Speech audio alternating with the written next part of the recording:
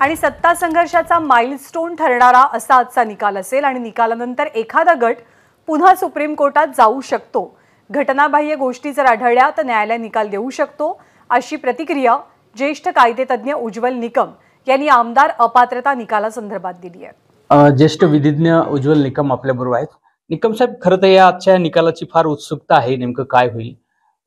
पण आजचा निकाल त्याला आपण माइलस्टोन जो म्हणू असा होऊ शकतो असा अपेक्षित आहे।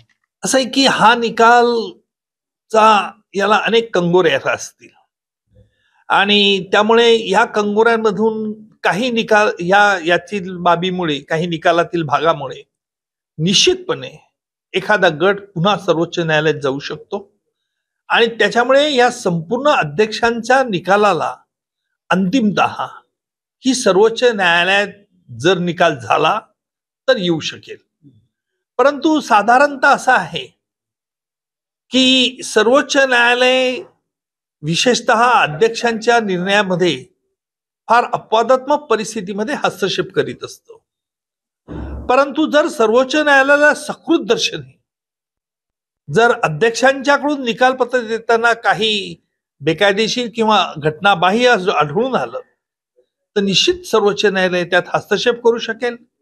कारण असं आहे की घटनापीठाने एकमुखी निर्णय देताना काही बाबींचा स्पष्ट उल्लेख केलेला आहे आणि स्पष्ट उल्लेख करून देखील त्या बाबीबाबत अध्यक्षांना निर्णय घ्यायला सुचवलेला आहे। याचा अर्थ असा नाही की अध्यक्षांनी देखील सर्वोच्च न्यायालयाने निकालपत्रात जे म्हटलं आहे त्याची री ओढावी, परंतु सर्वोच्च न्यायालयाने बाब स्पष्ट केली आहे की अध्यक्षांनी याबाबत चौकशी करावी। त्याच्यामुळे सर्वोच्च न्यायालयानेच अध्यक्षांच्या बाबतीत चौकशी करण्याचं दालन हे फार मोठं ओपन करून ठेवलंय। त्यामुळे अध्यक्ष ते ओपन पेंड्युलम कितपर्यंत हे करतात हे बघणं देखील महत्वपूर्ण ठरेल। सर्वोच्च न्यायालयाच्या निरीक्षणाबाबत अध्यक्ष महोदय काय म्हणतात, त्यांच्या पुढे येणाऱ्या विधिमंडळाच्या ज्या ह्या आहेत पायंड्या आहेत त्या पायंड्याबद्दल काय म्हणतात, हे सगळ्या गोष्टी निश्चित महत्वपूर्ण राहतात। पण आजचा निकाल पूर्णच लागेल की ऑपरेटिव्ह फक्त काही बाबी समोर ठेवल्या जातील? नाही, अध्यक्षांनी यापूर्वीच हे घोषित केलंय की मी आज फक्त निकालातील 6 पिटिशन्स आहेत, 6-7 पिटिशन्स आहेत आणि मी ऑपरेटिव्ह पार्ट सांगेल।